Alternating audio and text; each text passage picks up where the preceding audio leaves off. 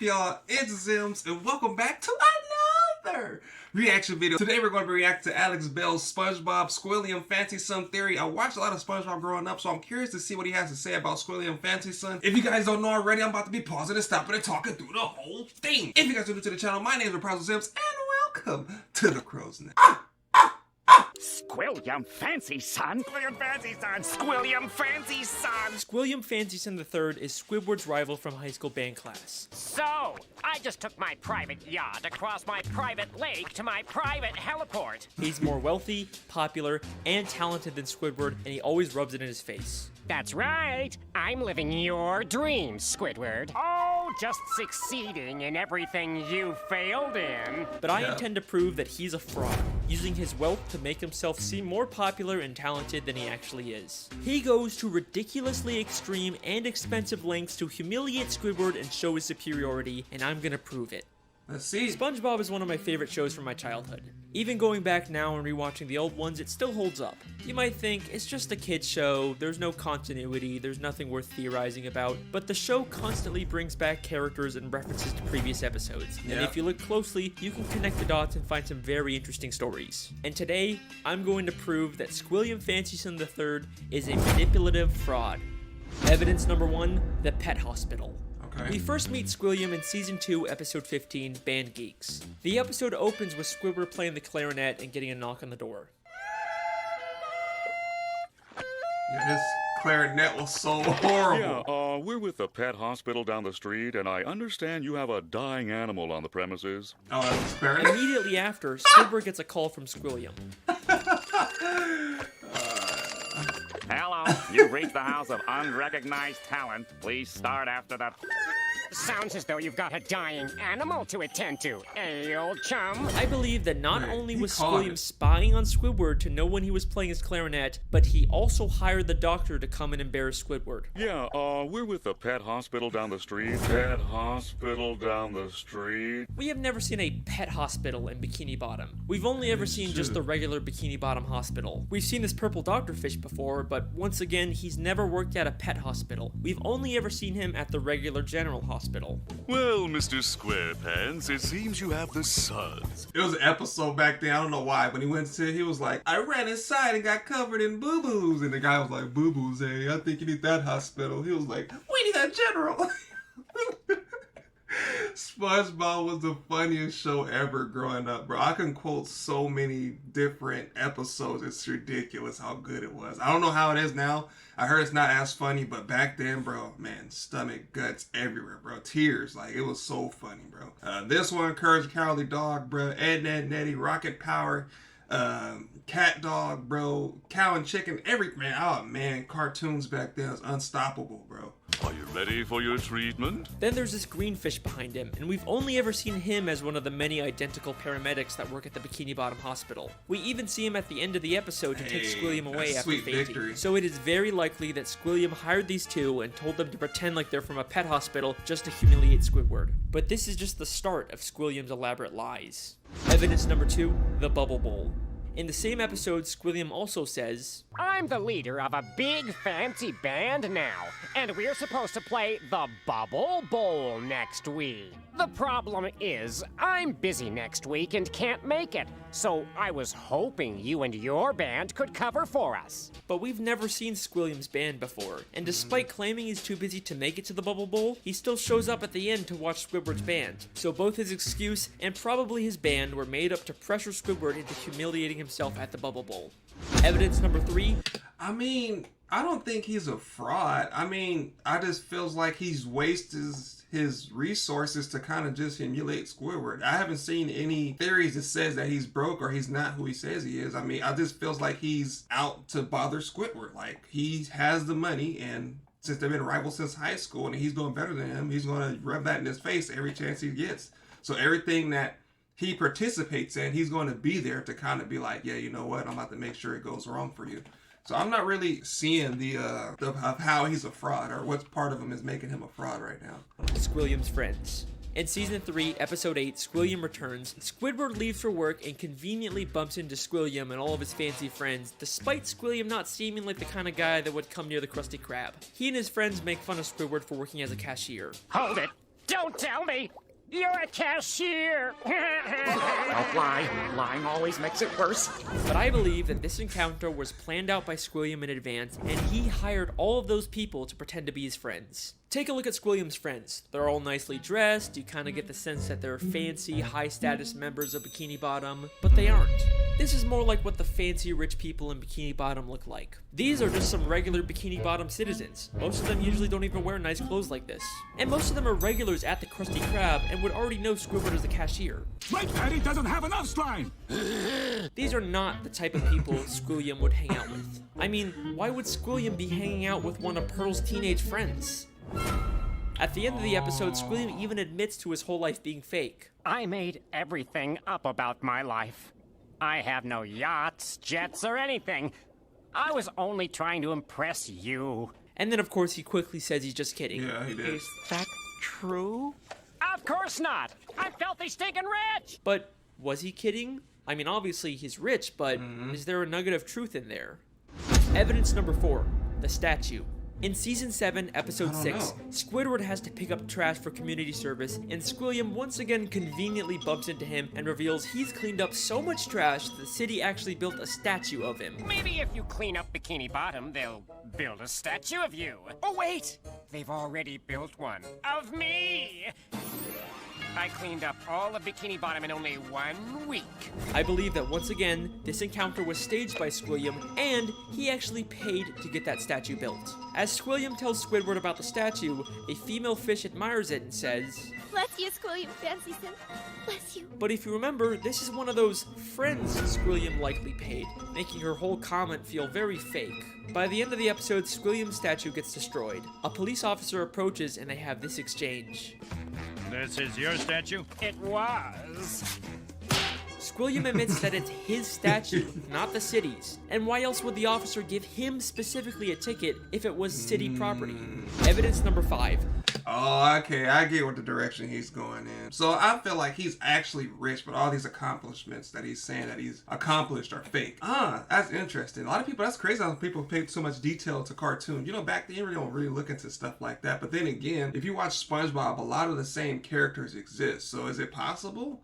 Maybe they're undercover rich people. You know, all rich people don't dress fancy, right? I mean, real William Fancyson, as fancy as he is, he wears the same thing every episode, right? I don't know. That's a really good evidence 4, because they did give him the ticket. So if it was like the state built it, then he wouldn't be getting the ticket. Then the state would just get the ticket and they'll just fix the statue. But since he paid to have it placed there, then he got ticketed. So that makes sense. The concert. In Season 6, Episode 17, Squidward watches Squilliam play the clarinet at a big fancy concert. He receives a standing ovation, causing Squidward to leave angrily. But I believe this entire concert is a scam. Not only has the audience been paid to cheer, but Squilliam never even touches his instrument.